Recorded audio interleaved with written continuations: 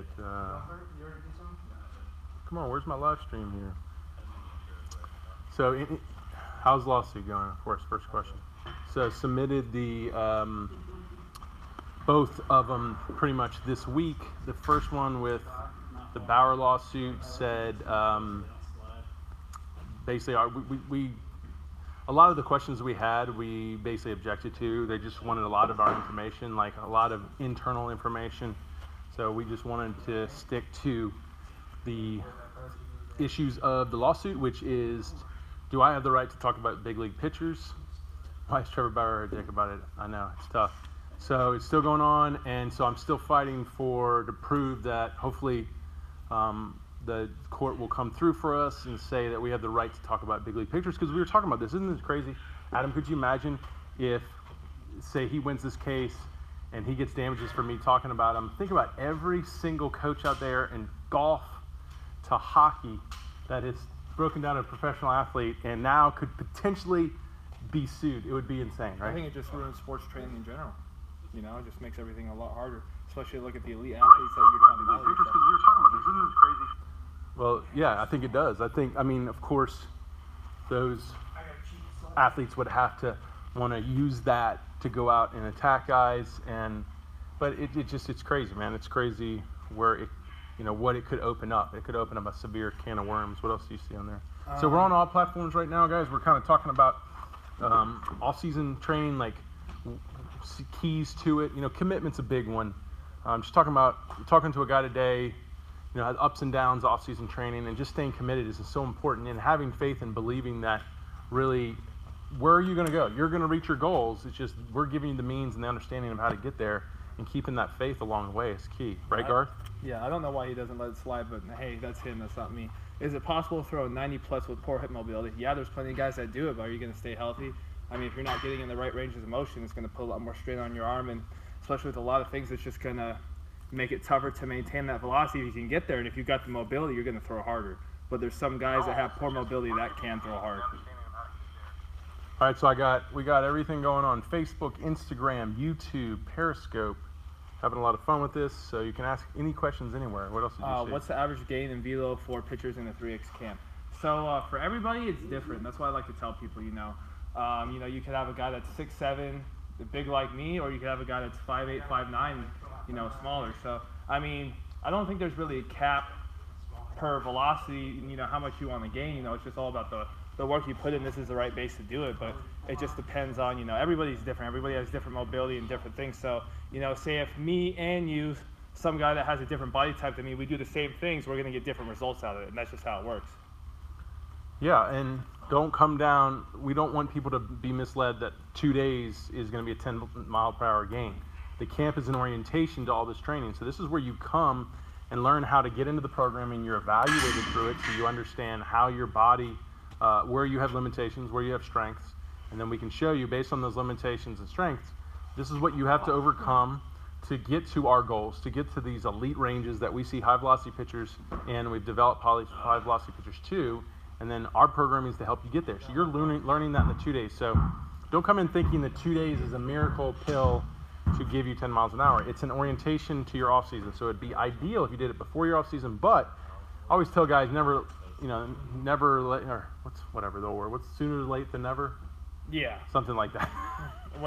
Better late than never. Better late than never. So meaning, like, come in and we can help you kind of take maybe a slower process, because you say you're going into season with it, things you can do with it in season, getting yourself ready for your off-season, because that's really where you're going to make your gains. Yeah, when I first came down, I came down for the camp, and, one of my friends had the program, but, I seen everything in there, but I knew that if I came down, I was going to get instruction and know how to do it, to the T, instead of, just trying to, not per se wing it. Obviously, Brett puts out all the videos and shows you how to do it, but when you have in-person coaching, it's definitely a lot different, Yeah. More guys saying about the lawsuit. So the other lawsuit with the driveline lawsuit. I'm pulling for you too, Spencer. So the other driveline lawsuit we just submitted, they're trying to prove, should it be in Washington, should it be in New Orleans? We submitted a lot of our information showing our relationships to Washington, our relationships to Louisiana. They'll make a decision. It probably is going to, I don't know, could be in either one. The point is like already a lot of evidence is coming out, more to the story, so you're probably going to maybe see them present a lot more evidence. Who knows what they'll do. Once it's public domain, or once it's something that's out there public that doesn't mess with the case, I will release it, I will respond to it, but there's a lot more information coming out. So if you haven't seen, though, there was an affidavit by the kid who did the allegations, the steroid allegation, saying that he made it up for amusement. So it did clear my name on I didn't make this up. So we're at that point, and a lot more information is going to come out going forward, so that's where we are in the case. It's unfortunate that we're here. It's unfortunate the game has these issues, we have to deal with these issues. We have to deal with, drugs and PDs and keep doing this game correctly. That's why we call this legal performance enhancement, because it's always been my focus. I came up in the steroid era. I saw it firsthand. I was around it. I was, it was right there. It was a part of it. So, seeing that and seeing where it took baseball and then where we are now to do this right, and that's really what Top Velocity was for me, was doing this right, and that's why we have to train so hard. That's why Olympic lifting is a big part of it, so we can do this right, so we can do this healthy, and we can still reach our goals and not have to kind of corrupt the game. So unfortunately, that's where we are, and I think all of us trainers have to eventually deal with it at one point in our careers, and it's tough, but it paints a good lesson, man. You got to do this clean. You got to do it right. Baseball Man 99 asks, what's your opinion on flat ground throws, and what's your opinion on strength shoes? So I'm guessing he's talking about so flat ground throws, no strength shoes, he's talking about the ones with the little lifts. Flat ground throws, there is a study that showed more torques in the arm than thrown on a mound. I mean, I don't think it was that significant. It wasn't that much. It's not like flat ground throws are going to injure you. I typically find I can do more drills, and I feel like you don't throw as hard on flat ground throws, so therefore it puts less torques. I can see, I didn't need to read that study. Personally, I don't know exactly why it said it increased torques, but I find that in flat ground throws we can do a lot more drills at typically lower speeds and do more things, and then still go on the mound. It just gives us more variation. I mean, my personal opinion, I use flat ground just work on my stuff. Could be in between games.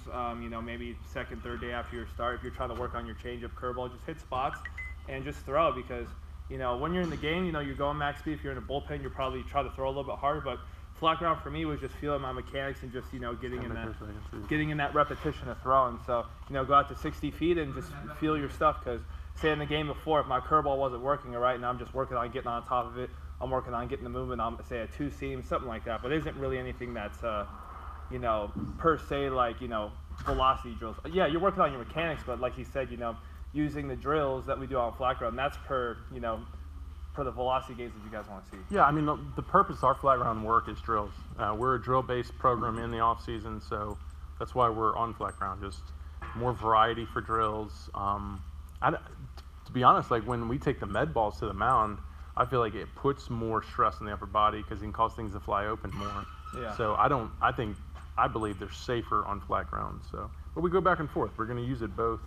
How would you, your opinion on strength shoes? Strength shoes with the lifts on the calves, I think, are great. I really believe in a lot of calf power. It really helps drive hip rotation through triple extension. I used it. Just be careful with it. It can strain your ankles. I've seen guys do that, overdo it. They strain their ankles. Do you approve the VeloPro device? Of course, we have a program for it, topvelocity.net/VeloPro. It just works with our lower half ground up approach. I'm friends with Jim Parquet, who's Big League Edge. They're a great organization. It's great to be friends with that organization. We typically meet up for ABCA together, and I've always liked what he does. He's got a top-notch, best in the world organization. So. Can you use the King of the Hill on grass or a soft surface? I did. Yeah, he has a pro model now that is even used for cleats. It has a different type of matting where you, at the plate, you put your cleat in, so it can grip your cleat pretty good. Also, too, it does grab the grass pretty well. It's so heavy, guys. It's like 25 pounds. Yeah, I would go to the park and I would just put on regular grass, and it never moved for me. I could drive off it perfect. Did you see Nathan Evaldi does 500-pound squats? No, I thought it was 300 pounds, which is still impressive. But maybe it was 500. I heard 300 pounds. I think Betts said that, tweeted that out or something like that. That's crazy. So on Periscope, Easy pronation in the pitching, or early pronation in the pitching delivery increases UCL strain. Early pronation, no. The studies show early pronation reduces strain. So when the arm pronates, it compresses the joint. Also, too, that's the point you're going into release. You're releasing a lot of the energy. So you're compressing the joint. More of the injury comes in supination, where the ulnar and the radius are apart, and there's less compression in the joint. So there's more compression in the joint when the ulnar and radius cross. You can see them crossing, compresses the joint. Also, it's closer to release. It's healthier for the arm. Just think of it like this here. Get your arm up. Just let me do it. So if your arm's like this, look how easy it is to pull his arm back because it's looser in there. Boom. Doesn't want to go. It's like I can make more of a muscle. I can protect the arm. Yeah, and then when you pronate, it's coming off. When you come over the baseball, that's here, and then after it comes off the ball. So as far as pronation, like they talk about arm cocking, so it's really based on arm cock timing. So if I cock the ball early, so I haven't landed yet and the ball's up, I wouldn't want to be supinated. So that'd be pointing it to first base if I'm a righty, first base if I'm a righty, because then I'm going to land and I'm quickly into external rotation. We want to avoid too early going into shoulder rotation, external rotation. If I cock early, I want to be more pronated, so I want to point it more, that's the second base, and it pushes my elbow back. It really has to do with what it does to the elbow. Pronation pushes the elbow back, supination pushes the elbow in. So we don't want to go here early, that's why we pronate. So if you're going to cock early, you need to pronate more. If you're going to cock late, you can supinate more because you're more quickly going into external rotation. Guys, this training takes time, but if you work hard and stick to it, it will work. Yeah, that's Cody's the man. That's Cody Hall, guys. Cody, played till he was 30 and high level minor league ball, got big league time. Cody's in Baton Rouge. He's starting to coach now. I mean, he's the guy to go to if you're in Baton Rouge. He's coming here, done a ton of stuff. You see him on the front of our website. High velocity guy. Guy came in here. We got him when he was coming out of an injury and wasn't having much success getting his ball speed back into the 90s. And he trained his ass off with us and, sitting mid to high 90s. And just really an explosive pitcher. So he's the man. Can people like Chapman squat 500 pounds? We've seen Chapman squat. He has a higher rep on a squat, but I think we saw him with 3 to 4 plates doing high reps. He doesn't squat, be wrong. He'll squat deep on lighter weight and then not on other weight. Loving Top V. Thanks, Brian. Here we got one on Parscope. What type of running do you prefer for pitchers, sprints, long distance, or both? So, sprints, ideally. We want to stay in the same intervals that we train in because we want to demand energy and where we need it on the mound for recovery. So on the mound, we're in short, little explosive spurts. That's why I love Olympic lifting because you're same thing. You're powering these 1 second intervals. You're building a lot of energy there, a lot of glycogen to produce a lot of that explosive energy there. So we have to train there. If we start training into these long intervals, we start remodeling less explosive fast twitch muscle fiber, we start storing more oxygen producing energy. That's the way the body works. The body works based on its demand. Hopefully it can cover your demand, but if you give it a demand of quick explosive movements, it's going to adapt to that demand. If you give it a demand of slow, long, a lot of fat-burning, oxygen-type loading movements, then you're going to create a demand, an adaptation for that. So we want to train the way we perform, and that would be an explosive sprint movements. Actually, studies show because of it atrophies fast twitch muscle fiber in those long, slow intervals, those long runs, that you actually are going to lose explosiveness, and you'll be more prone to injury. Yeah, well, I feel like you think you're working out your heart, you think that, if you go out and run 4 or 5 miles, your heart's going to be conditioned, you're going to be able to pitch longer. But if you get on the mound, say before the long distance running, say you're throwing, let's just say 88, then after, you atrophy your muscles from doing all that long distance running, you'll be throwing 84 and you're going to tire out quicker because your body isn't meant to move. And that says, okay, well, you train me to run 5 miles. I'm really good at running 5 miles, but when you try to sit down and squat and push, it's going to tire out.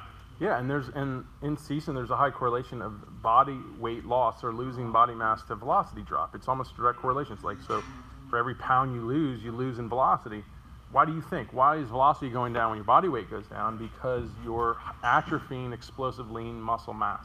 Because you're in season and you're probably not lifting or moving as explosive as you normally do. You're just going through these slow reps of throwing, long distance running, and it starts breaking down that explosive hypertrophied mass and you lose weight.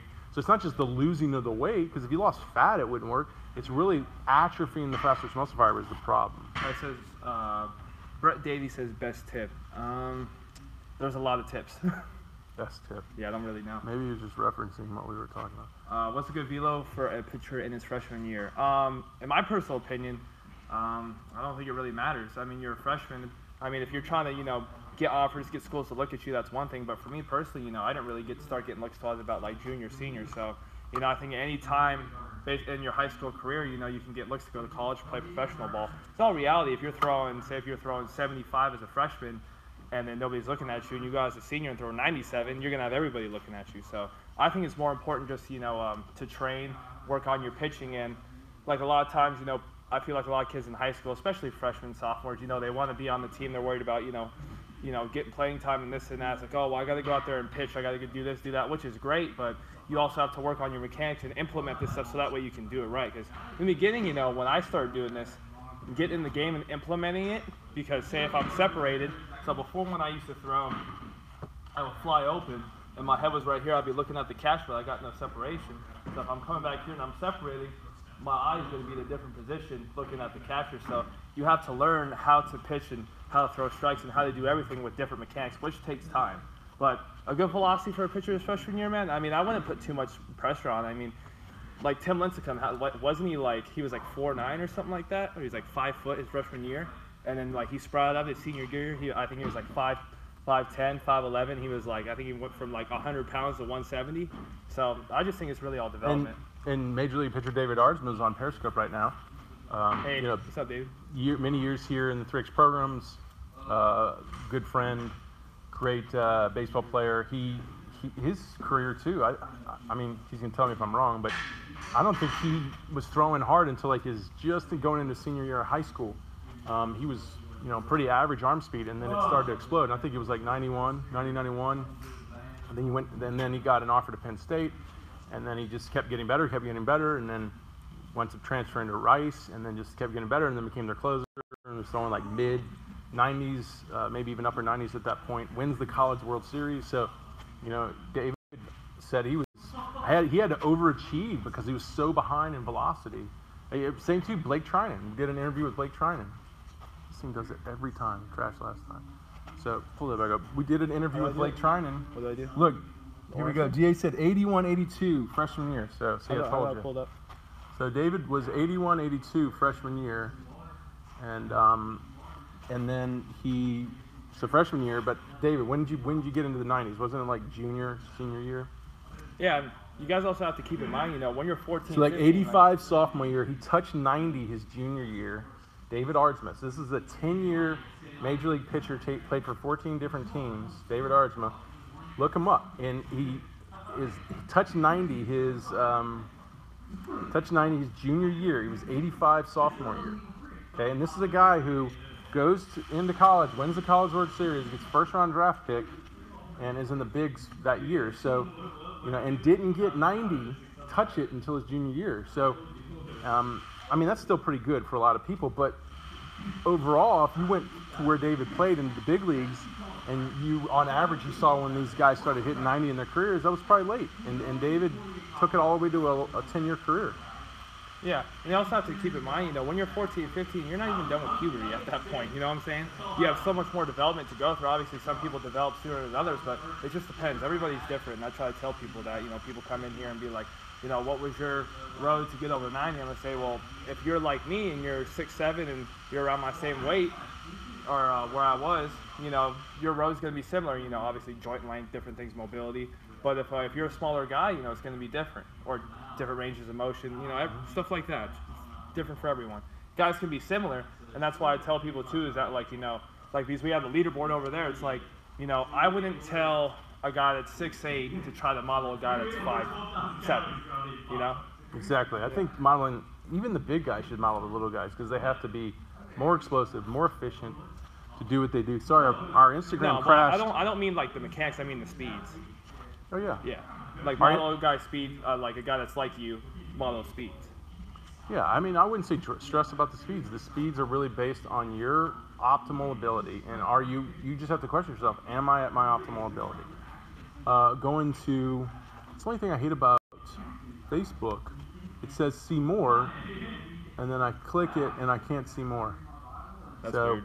Rob Woody, hey guys, liking the program here in Ohio. Can you talk about meshing together the program with something else? Maybe we should look on. With see. Do you have your phone? Yeah, but I don't have any of this stuff though. Yeah, you go to Facebook.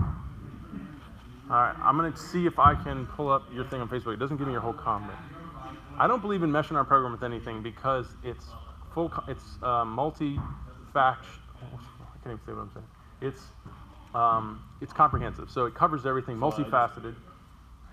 Can you get into your Facebook and just search me? Yeah. And so it's multifaceted, meaning, okay, don't worry about it then. That means we have everything. We're addressing the strength and conditioning aspects for optimizing the pitcher. We're addressing the drills, the biomechanics. We're addressing, in the strength and conditioning, the core, the form routine, every aspect of it, limb to the distal to proximal movements, the anaerobics, the ability to be conditioned to perform it consistently over and over again at a high volume and a high, amount of power production.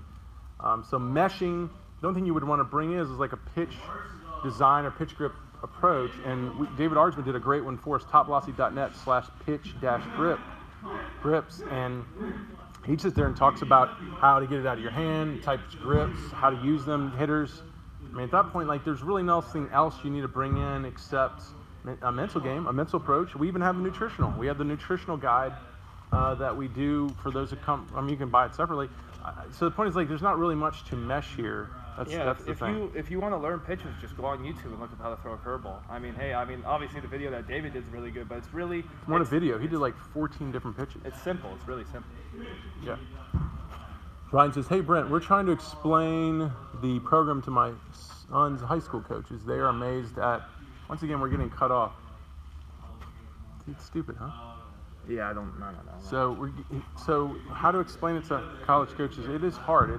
High school coaches. So I talk to high school, college coaches all the time. A lot of times I almost deter them away from my own program. I say, this is very it's very comprehensive. It's very invasive, meaning it's hard just to put the med ball routine into your program because everyone in high school is going to look so bad doing it, going to get so frustrated, and they're not going to want to do it anymore.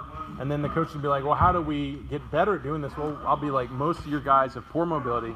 They're weak. They're not strong. So it forces, it's basically telling them, look, you need to incorporate more of the program. And then these coaches are paid to manage. They're paid to put schedules together and get the team organized. They're not really paid in the individual aspects of the skill. And then you start asking a lot of the things for them that they don't really have the time or they're not even really being paid to do.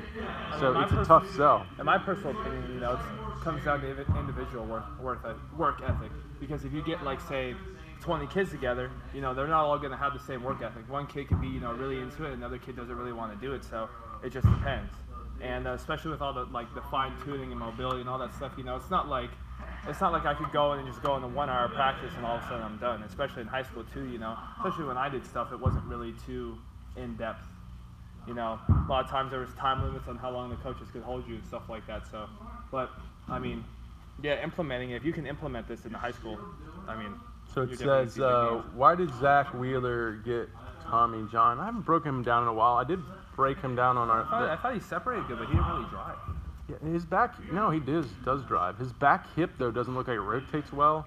To me, his joints aren't that. Well, let's put this differently. Some of his joints are mobile, but not in all ranges. There's some ranges that I believe he's kind of stuck in, but and then he was getting older. I mean, he's fairly old, so yeah. One thing I tell people too is that a lot of times I feel like injuries happen at a very young age, because I even watch video of me pitching, and I was like, wow, did I really throw like that? And I even I'll go to Little League games, I'll see coaches working with kids. If your mechanics are off at that young of an age and you're throwing with improper mechanics, a lot of times that you can get better mechanics as you get older, but that damage that you have from being younger sticks with you, and then you can blow out. So it just depends. We haven't. It's not like we followed him from since he was 7 all the way up until now, but. So he came back and said, you're mixing it with meshing changes made and managing control. I don't know what that means, Rob. Yeah, me either. I'm a little confused on it. How many of the 100-mile-an-hour pitchers in the MLB are doing it in a healthy way? I would say not that much, because a lot of them are blowing. There's a lot of injury at that speed, because there is a correlation to velocity to injury. Yeah. So here's the thing: if you're going to throw that hard, it's almost like you don't have to have perfect mechanics to throw that hard, but you have to have perfect mechanics to keep throwing that hard. That really would be how this works, because the athlete, to me, is what throws that hard, and a lot of times the athlete can have bad mechanics to throw that hard. They're just such a big, powerful athlete. Yeah. Or you could. But the fact that they don't have great mechanics is why they're going to get hurt, and you do. So the thing is, you're going to find more 100-mile-an-hour guys with bad mechanics, because it's just a representation of really great explosive athletes. Well, it's like when Strasburg came up, when he got signed, everybody's worried about arm health, and everybody pretty much knew he was going to blow out. It was just a question of how long can he pitch like this until he blows out. Yeah. So, Well, adding 20 pounds or more on my max of the program, okay, due to for working sets.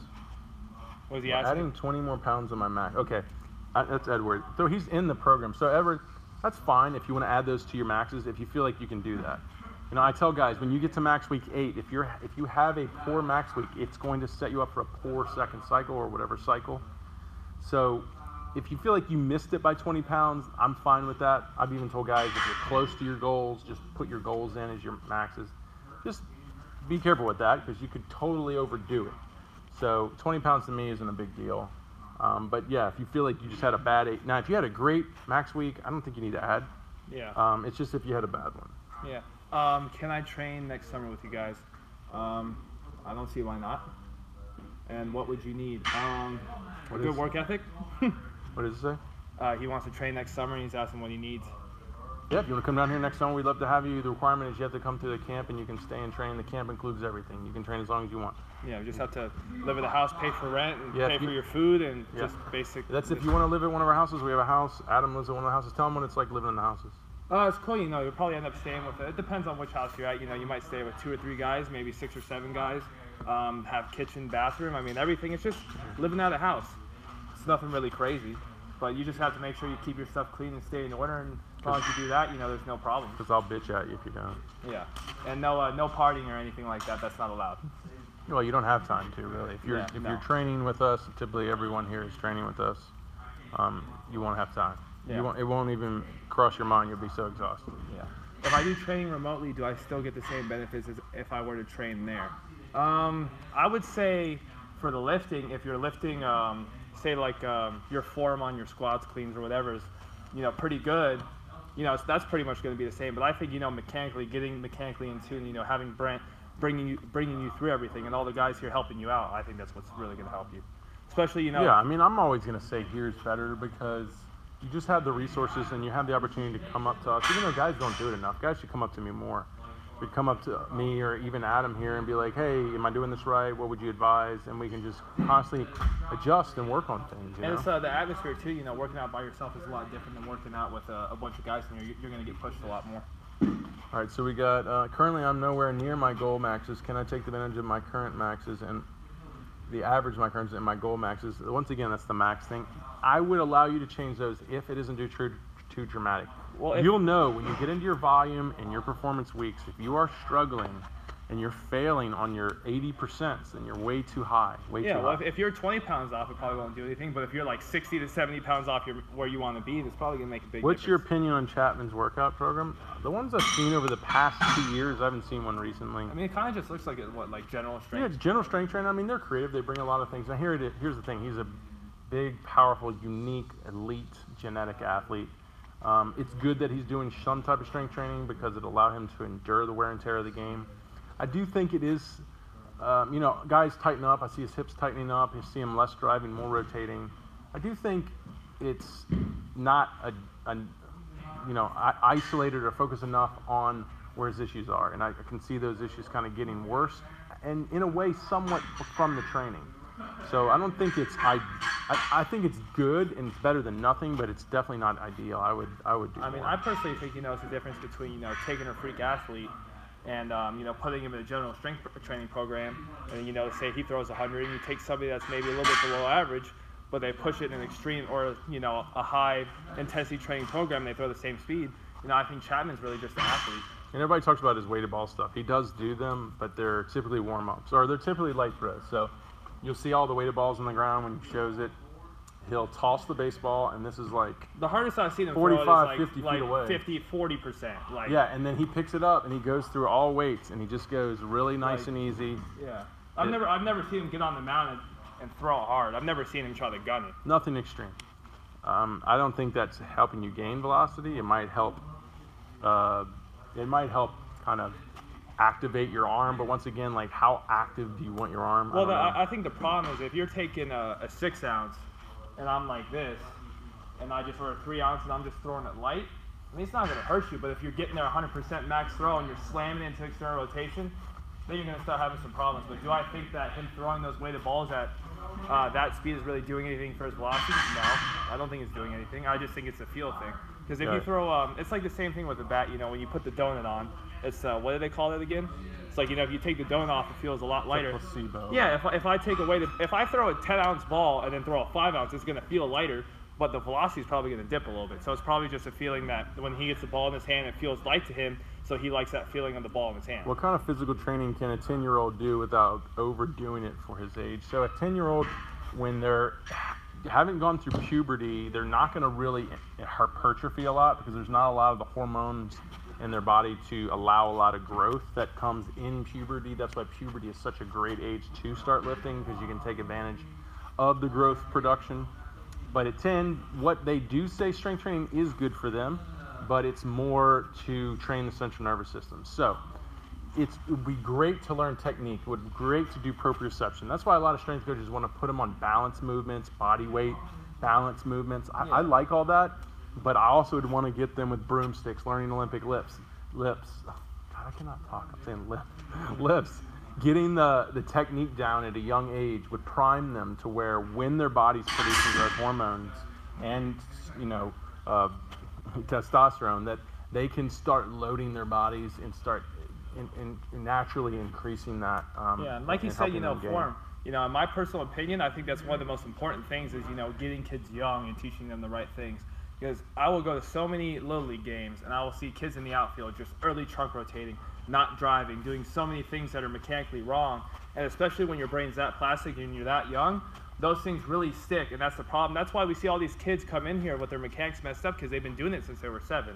If you've been doing it for that long, it really takes a long time to unlearn how to do that and learn the right mechanics. So a lot of kids will come in here and be like, well, I'm trying to drive. How come, you know, I'm driving in the drills and I'm working on this. When I get on the mound, I go back to how I did before. I tell them, dude, you've been doing that for like, what, 10, 12 years? Right. It takes a long time. You know, so going from doing something for 12 years and then try to do something new and all of a sudden try to master it in 2 weeks, it's not really going to work out well. It takes time to master these movements and to implement them. Not just to be able to do it, but to be able to do it where it's second nature and implement in the game, then worrying about throwing strikes. Henry Gustafson, what's up, Henry? Yo, Brandon, I'm up to 163, gained 15 pounds from the camp. That's huge, man. That's really good for you. I think it's going to help a lot. I'm glad to hear it. I have some kids being told to drive the back knee under the hip to get their back through. What are the thoughts on that? These guys do have great triple extension on their back legs, though. Drive the back knee under the hip. The problem with that is you're more rotational. So just do that yourself. Turn your knee over, push it under your hip. You're not going to optimize force production off the back in those shear forces towards the target. So, I mean, it's not like you can still throw hard without it. You want to be able to separate. You can get your front leg active. But if you look at guys that are big back leg drivers, you know, Kenley Jansen, Chapman more when he came up, Kershaw, they stay engaged longer. So if you're getting your knee under your hip, you're not staying engaged on the rubber that long. Your foot's going to want to come up pretty quick. Things are going to want to be earlier. That's the problem. I want to hold torsion, stay engaged, and get more extension into rotation. Well, I see a lot of guys too. Like, you know, they're trying to separate, or if I'm in here and I'm trying to show someone how to separate, they go from instead of trying to sit on the knee, hold torsion, and then drive and then get the leg through. They go from I'm just going to get my arm up and then do that. But if you're doing that, you're not going to drive. You're not going to get that linear force, and the ball speed's going to be low. You have to be able to separate your hips through the drive, through the triple extension, and that happens. Watch Instagram. See what else we got. Let's see. I have the 3X program. Should I start with level 1 for 8 weeks and move on to the preseason, then in season, then level 2 and level 3? Yeah, that sounds good. Your preseason will start a month before your first pitch. Your in season will go right at your first pitch. What do you think is a good amount of cleans to do in a workout? 5 by 3, etc. So I don't like programming outside of our programs. Meaning, like, I'm just going to tell you need to get into the programming. Yeah. You know, we clean. Typically depends what program you're in. We're going to clean on different days, typically twice a week. If you get all the way up into when we use more of the hatch system, you could be cleaning 3 times a week. So it just depends, and it needs to be balanced in with a lot of posterior chain work because it's a very quad dominant movement. It's got to be balanced in with some bilateral single leg stuff. So it just needs to be programmed in with everything. I meant to say that. How do you treat ulnar nerve pain? I mean, it depends, if your ulnar nerve's injured or anything like that. Well, first you got to make sure it's ulnar nerve pain. So ulnar nerve pain would give you tingling down your arm. If there's pain in the elbow, it's probably not the ulnar nerve, because this nerve is going to refer pain all around. It's going to burn if it's real nerve pain, and you're going to feel it moving up your arm, back your arm. So if it's just focal to there, it's probably not ulnar nerve pain. I mean, it still could be, but it's probably not an ulnar nerve pain. It could be a little strain, a little swelling from some just wear and tear in there. It could be even worse. It could be a tear in the ulnar or in the UCL in the flexor mass. So you just got to make sure you're identifying the pain correctly. I think a lot of guys identify or diagnose the pain, and then they're trying to treat something that's not there, that's not happening. How do you increase hip to shoulder separation? Say the drills. Yeah, so our key, the best way I believe to do it is with our 2-pound med balls, because the med balls in a 2-handed throw, you can't open up and drag your arm. So that's typically what guys that don't separate well, they're opening up and dragging the arm. You can't do that because you're forced to hold the ball. If I have to hold the ball and I take it off, I'm going to one-arm it. We don't one-arm it. So that's 2-pound med throws force you to keep 2 hands on and keep the shoulders closed. Once you try to pull, fly open, you're gonna lose it. So here's some questions on Periscope. Can you make a video on what you think about left-handed catchers? I'm Major League Baseball there. He's in Mexico. Are there many switch batters? There isn't any left-handed catchers, right? No, we talked about this the last stream. I would just need a comparison. It's hard for me. I mean, I could give you just it would just help you if you had a comparison. So if somehow you could find a left-handed catcher, I'd be glad to give you a comparison. Is there a legendary left-handed catcher? That would be important to know. Yeah. How do you get momentum down the mound properly? Momentum down the mound properly.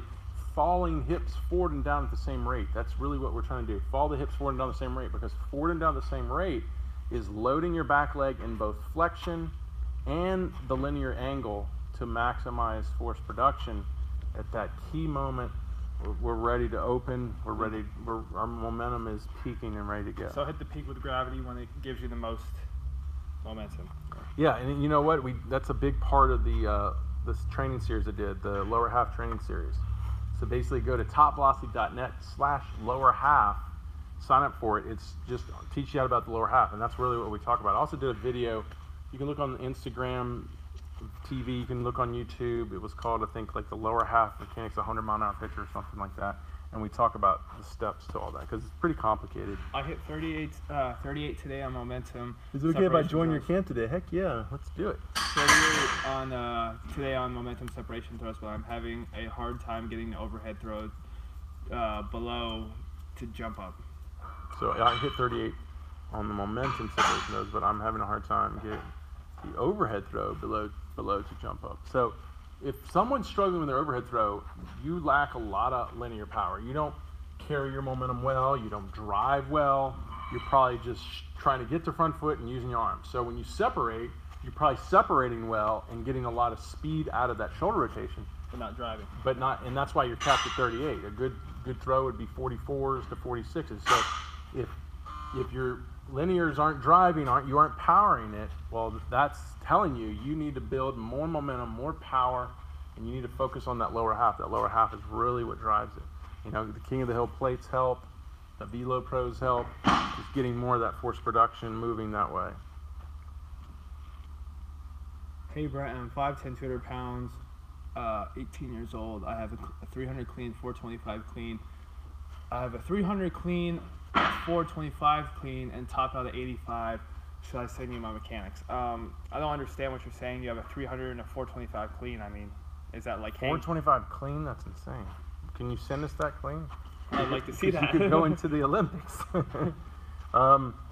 So, guy on Periscope was asking about the camp. Said, "Can I stay?" Oh, you said everything is included, but what's everything? So everything in the camp that's included is when you come for the 2 days, plus you get all the online programming online, everything we have, nutritional programming, and then you get all your training here pretty much indefinitely. I mean, we don't charge for training. So anytime you want to come back for training, we don't charge for it. Now, if you want to come back for reevaluation, we would charge for the reevaluation, but not for the training. You can stay here, reach out to me, Brent@topvelocity.net. I'll send you the information on the living. And typically the rents are at my place because it's nicer, because Adam's there. He thinks Real nice. He thinks real nice. Yeah. No, it is. Except for Ed. It's $700.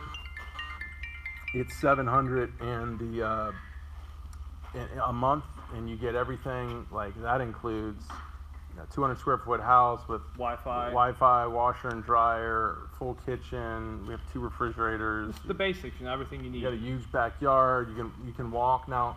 Stevens is $500 a month, but Stevens is not. Mine's in town. His is outside of town. But pretty packed right now too. Oh, it is. Yeah, he's got a lot of guys there. Everybody loves Stevens. You also have Kim's place. Well, I'm not sure how many guys are there right now, so I don't know. But Steven has a nice place too. All right, you do another question. All right. Do you often see guys striding causing poor front leg stability, drive leg drag, and the inability to get over the front leg? Let me read that again.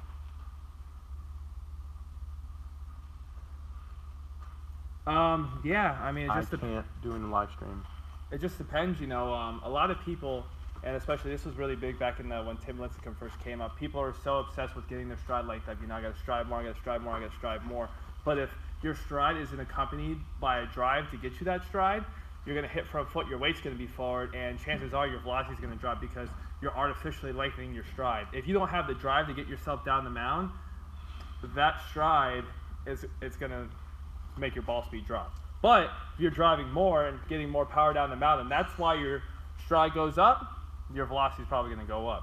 But it's like difference between if I took my foot, since a lot of people kick their foot in here and they open up early, if I take my front foot and I go like this before I even drive and I try to stride out like that, I'm not going to throw hard.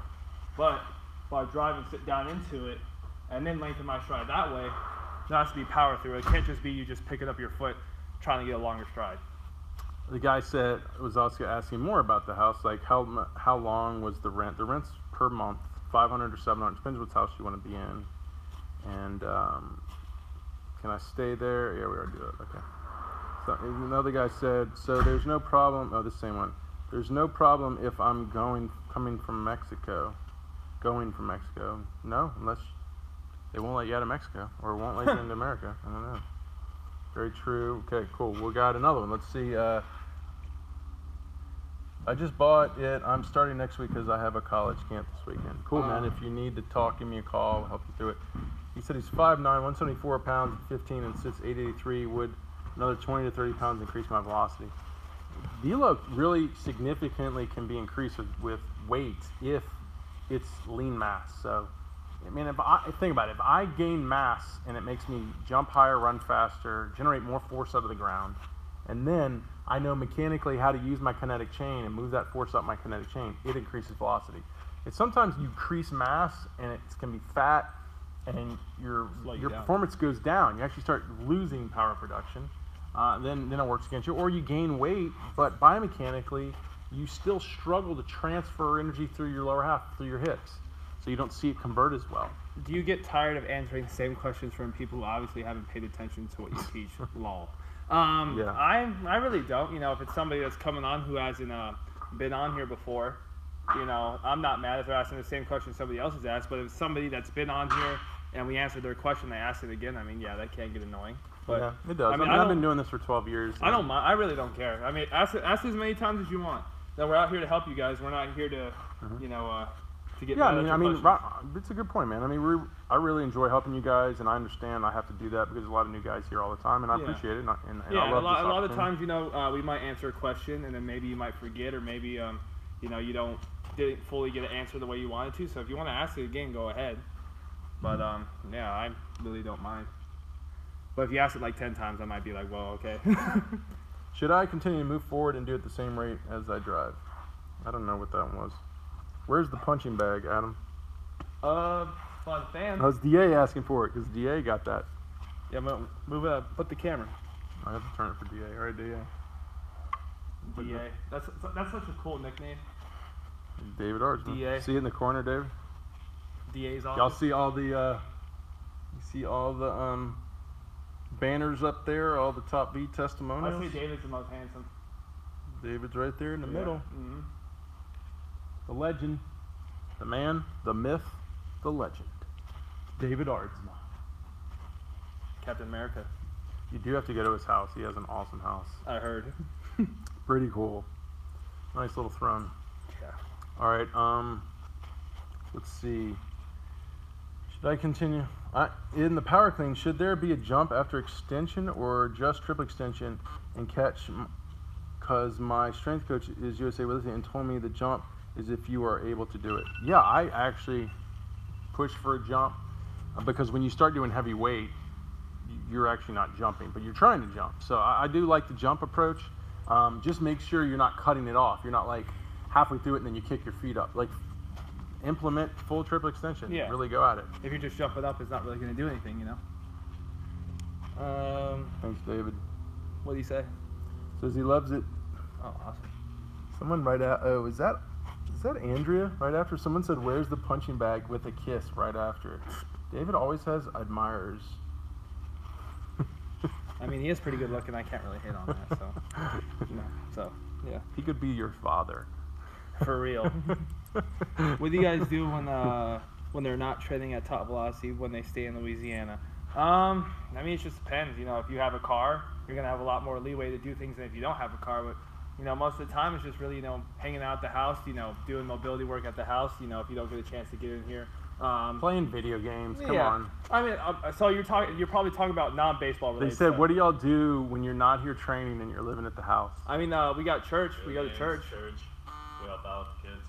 Yeah, video games, church. Like a lot of the guys go do small groups. We got some we got some basketball here. We got a basketball hoop. Yeah, and we're also starting to do some more outreach with the churches, which is cool. Yeah. Steven said, "Aren't y'all supposed to do some mission stuff?" I don't know. I haven't heard about that, but maybe. He says, "Probably am your father. What's your mom's name?" Joe, man, you want her number, bro? David's married. David becomes my stepdad, man. I'm moving in that house. Yeah, it's crazy.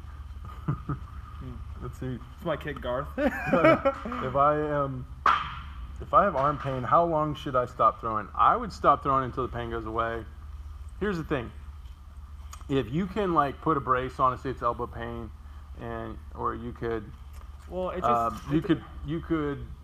Depends on severity. No, I mean the point is like if it's just like irritating, and you think just bringing down the intensity of your throws, maybe putting on, like I said, an elbow brace, and that kind of like makes it go away, and you can keep your training go at a low rep. Yeah. That would be fine. But if it's something that constantly is nagging you and you get concerned about it, you need to stop, let your body kind of heal for a little bit, and then slowly build back up. I mean, and like I said, it's probably an indication.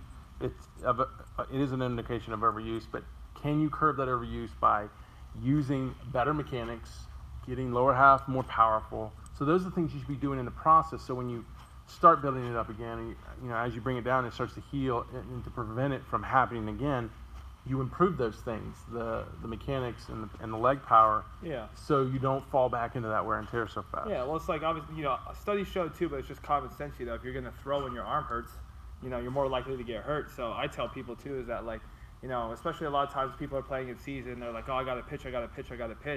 If your arm is hurt and you know it is, you shouldn't be pitching. You shouldn't be on the mound throwing. Hey, Zach! I got a question for you. They said, what does a typical training day at Top V look like? All right. Get in the camera. Get in the right camera. Get in the camera. What is it, Zach? How long you been doing this? Since I was like 15. And how old are you now? I'm 19 right now.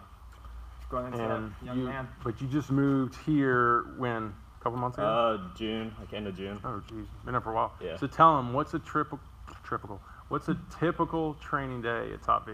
So normally wake up around like 8 or 9, then eat breakfast, and then get here around like 10, do some like an hour or 2 of mobility, and then train, do med balls, and then you eat again, go home, stretch. David Arsman just said, Zach, where the meatloaf?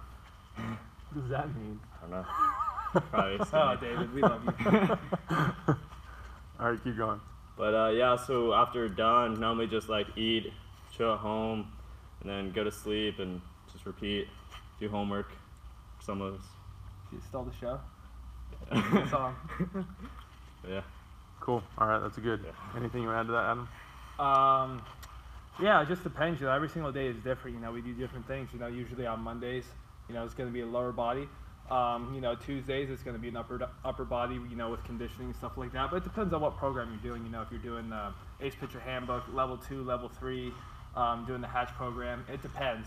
But I can tell you one thing. You know, it takes some time. You know, to get everything through. But you know, it's hard work. You know, it takes time to achieve your goals. You know what you want to do. But yeah, usually we come in. You know, eat breakfast, come in, mobility work. After that, you know, it depends. Just go with, you know, usually on whatever day, you know, if you're hitting cleans or, yeah, I don't know. I think I already said too much. Okay. I don't know. He was asking if this is for position players. We do have the camp for position players. topvelocity.net/org is for pitchers. Topvelocity.net/ or top. That was wrong. Topvelocity.org for pitchers. Topvelocity.org/2xcamp for position players. We also have the position player programming. Topvelocity.net/2x-velocity. You can find that on the site. Can you send me your links and how much? So the price is the same for the pitchers, position players on the camp. Different prices on the programs because it's not as in depth with the position players or the programming. What are some of the best back exercises? Entire back, from back rotator cuffs down to the lower back. I have a bunch, but I keep getting injured back there, so I want to develop It's a lot of backs. more back strength. So I wonder why you're getting injured there. Maybe it could be because your core is weak or your chest is weak. Sometimes when you overemphasize one area, it starts getting injured because the other area is so weak, or vice versa. Maybe you are getting injured because you're weak back there. So better, like back exercises we do, typically any type of rows, you know, posterior chain work for the lower stuff, rotator cuff. We do shoulder routines in our training. We do overhead lifts, military press, push presses. We do overhead pulls, pull-ups, lat pulls. We do low rows. We can also we add in farmer's carries, like even overhead carries to create some overhead stability. So we do a ton that's in the programs. And, and I think it's a lot. I mean, it's kind of hard to judge, you know, what's wrong because you're not here. But if you came in here for an evaluation, we'd have a lot better idea of what's going on with you. Yeah, we might see like your trunk rotation is poor. We could see, you know, even your hip mobility. We could see your arm external rotation, grip strength is weak, total body strength is weak, and we could probably identify where that's coming from. Also, too, as you start doing your lifts, we could pick up where your issues are coming from. Does squatting deeper improve hip extension?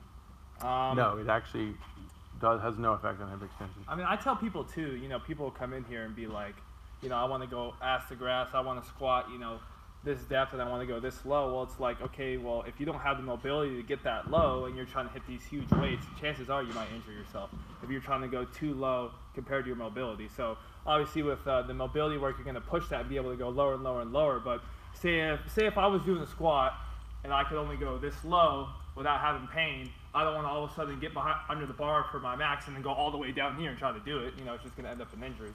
So it's about getting that mobility over time. Strength and mobility.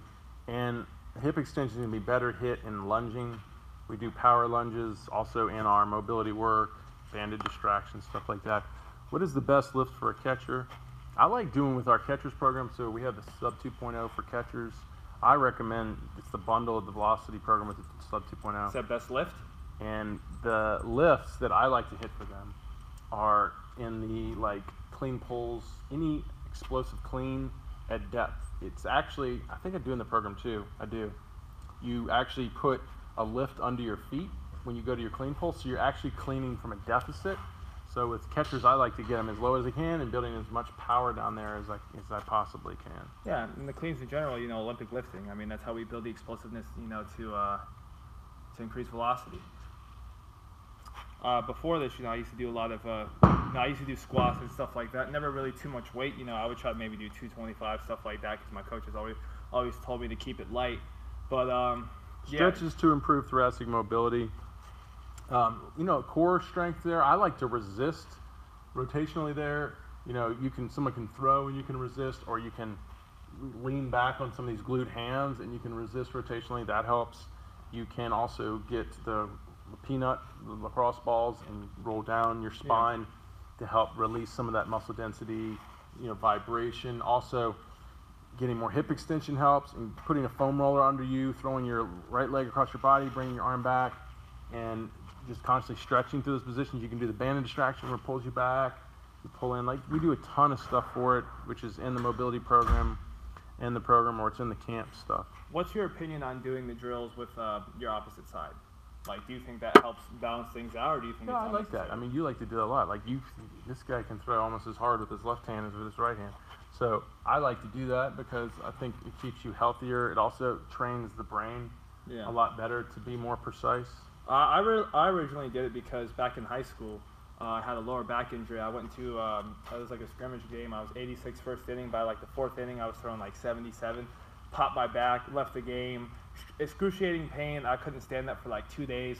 I thought something was really bad. I went to the chiropractor. He said, well, I pinched my nerve.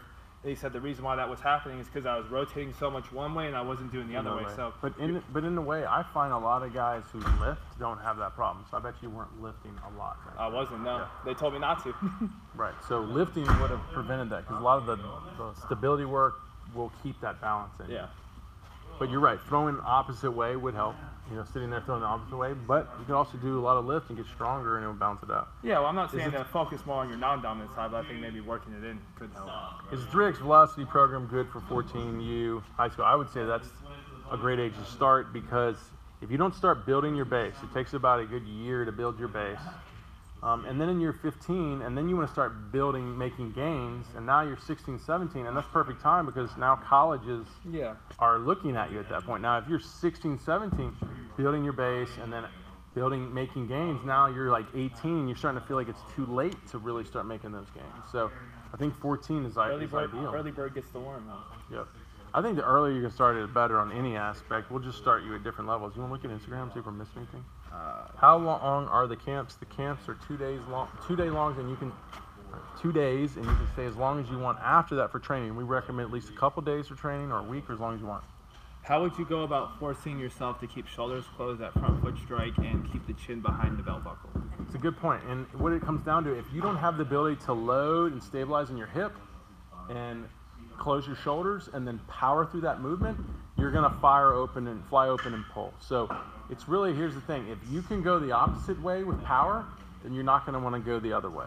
So if I can stay back, load, and drive, I'm not going to want to fly open and pull. I think a big thing too is a lot of pitchers I see in here, they're so anxious to try to throw the baseball that as soon as they get in their load, the head and everything goes forward. So you see a lot of kids get here, and as soon as they go to break or they're going back, they go like this before they've even loaded or driven at all whatsoever. So that's early truck rotation. That's bad arm drag. It's putting everything in a bad position. So I think a good way is just to stay back and obviously come down here and work on the drills. And the drills are a really good way to learn how to do this. But when I'm going, I get down, I'm loading, I want to keep everything back and separate and keep it through. And if I come down and I land and I triple extend and get my hip through, when I land, everything's going to be back, and then my belt buckle is going to be forward. I'm going to be back in a loaded position where I can get good velocity. Stay at least a week to truly learn it, David Ardsma says. Ideally a month, and you will have a great understanding. So David Ardsma I'd say David is the hardest worker we've ever had down here, the most committed guy, specifically over time. He was here for a good 3 to 4 years. So he's telling you it really is just the commitment, putting the work in, experiencing the culture here, and learning everything you can. And we want that. That's why we don't charge you guys after you've been through your camp. Yeah, it's like you said, like most kids are looking for the magic pill. If you want to really perform at that high of a level, even if you have great talent, eventually you're going to break down. You have to put in the work, or else it's just not going to happen. And it's common sense, That's how it is. So, how do you get momentum down the mound properly? Did we already do that? Yeah. So that was forward down the same rate. Remember we talked about that? What of driveline baseball? They're driveline baseball. Yeah. But I tilt my trunk back and push my hip out. It depends. Are you tilt? Well, that's when you fall and push your hip out. The problem is be careful you don't slam them to hip abduction. Because if I go all the way to end range of hip abduction, I'm going to get stuck and I'm not going to be able to flex and extend my hip. So you want to keep it back, but don't let it go so far back. Really ride that momentum once your hip gets the lead, and then focus on hip flexion, counter rotation, flexion to extension to get your hips driving. And how is that? Okay. You got to focus more on driving, like thinking about pushing your rubber bag. Okay. They're helping each other on here. But I like the tight hips. It's hard to get momentum. Okay. So ignoring that. But Spencer's in there helping. I like it.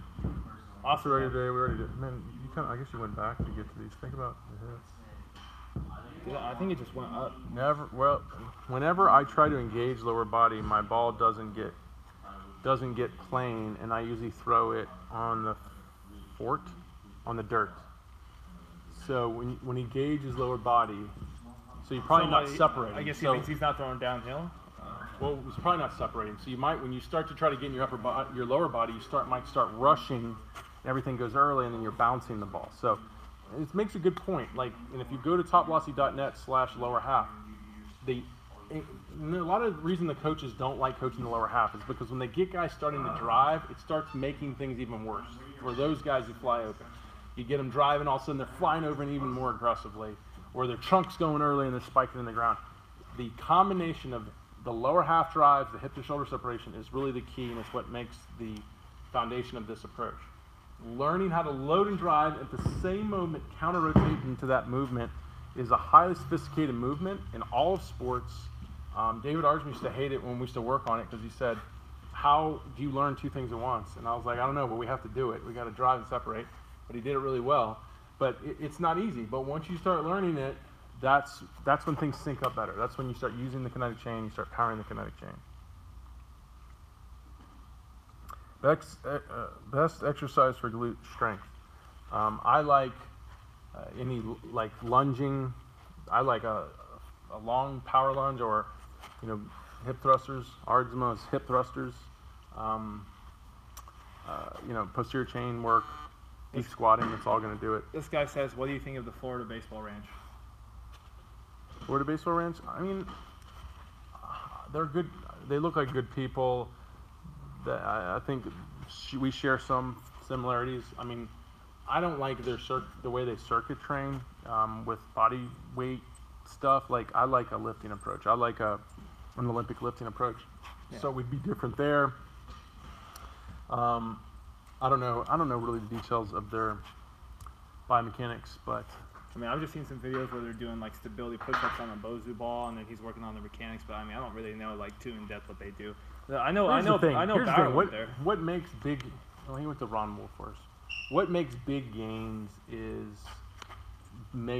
building power, elite power in this weight room.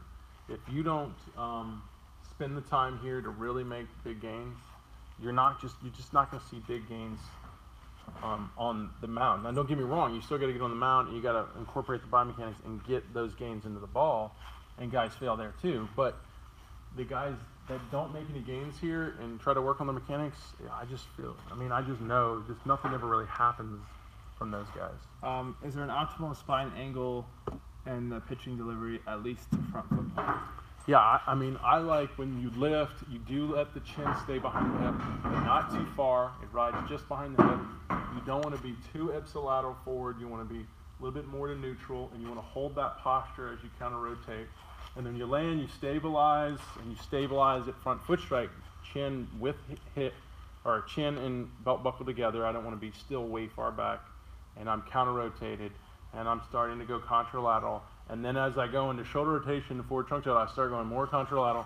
So it's really trying to get into this slightly chin behind hip, neutral trunk position, counter rotated, and holding and stabilizing that position. That's key. Yeah. Where are y'all located at? Covington, Louisiana. 17588 Hard Hat Drive, Covington, Louisiana. Out here, down south, about an hour out of New Orleans. I grew up here. This is where I grew up. The reason I planted here, man, is I grew up here. I had family here. It's a great town, man. I love this town. It's the South, so we're always going to have baseball weather, even though it's really hot in the summer. New Orleans isn't far away, so it is a tourist city, so it's not hard to get flights here. And when you get out here, it's really laid back, and people enjoy it. It's laid back. It's just not a booming metropolis like a lot of places. Me being from Las Vegas, you know, it's a nice change of pace. You know, you go from the city life, you know, to something a little bit more laid back, and you know, you get to experience a different culture, which I think is just good for living. You know. Yeah. Living in general. And there's good people in the South, man. We got good people down here. We got some good people down here. Miss Jackie, shout out. Yeah. Coming to the camp after Christmas. Heck yeah, man. That's awesome. Excited to have you guys down. We got a lot of camps on the board. We got camp next week. So hurry up if you want to get on that, topvelocity.org. We still got spaces in the room. We got tons of room in my house. Yeah, you can even cuddle with me. No. You're too big. I'm surprised you fit on that single bed. For real. All right, let's see. Maybe we're almost close here. What are safe areas to feel sore after pitching? Anything low lat, which your lat's an accelerator, decelerator. It's a big muscle. I would rather get sore in that lat than the back of my shoulder. I want to try to avoid as much forearm soreness as I can, or bicep soreness, tricep soreness. So I probably would want to put it more in my lat. And typically studies show high velocity pitchers use more lat, low velocity pitchers use more rotator cuff. Getting to that lat is going to be separating, good trunk extension, really delaying that arm to the end. That's going to get into that lat. And soring your glutes, your hamstrings would be good. Soring your quads, your stabilizers. Yeah, the whole point is using your body to take stress off of the arm.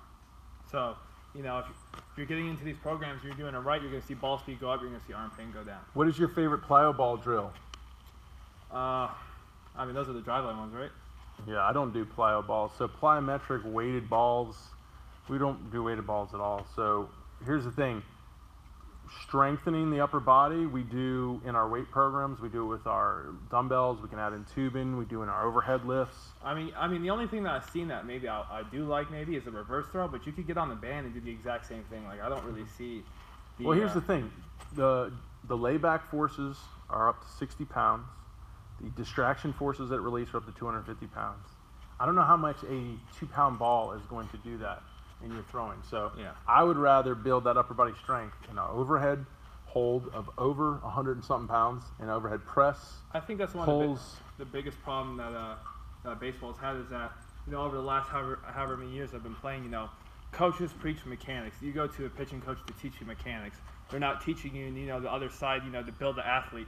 So a lot of times in baseball, you know, they're looking for the freak athletes. They're not looking for the guy that, you know, okay, he has potential, but we need to get him in the weight room, and then we can see the ball speed jump. They're looking for the guy that already does it. So I used to read a lot of articles, you know, online that would be like, I remember this one article. It said that what was that guy for the Twins? He's pretty good. He throws like 95. Okay, whatever. But so it's like this guy that was like 5'10", and he was talking about it, and he was saying that, well, look, he's 5'10" and throws 96. This proves you don't need to have a lot of strength to throw hard, which, in my opinion, is just backwards. You know, he's 5'10", but he's probably super explosive, mobile, and strong at the same time. So yeah, and some people are just born strong, genetically strong, and other people have to develop it.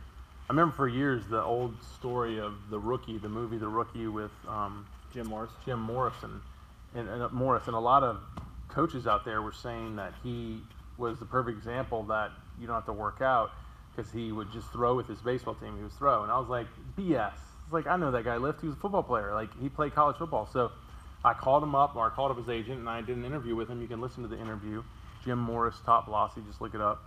And he literally says he lifted a ton of weight. He's like, with the team, they would lift rain or shine, and they would lift heavy weight and do explosive training.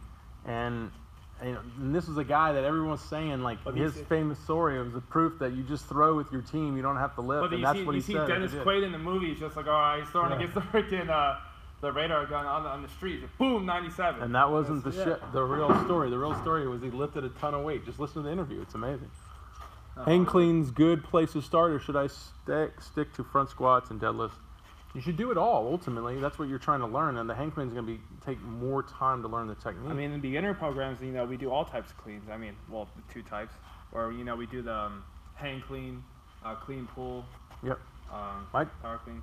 So, why does my left hip feel sore after pitching if I'm a righty? Well, you stabilize front hip. So, up to 250 pounds of force has been shown to hit the front leg in studies.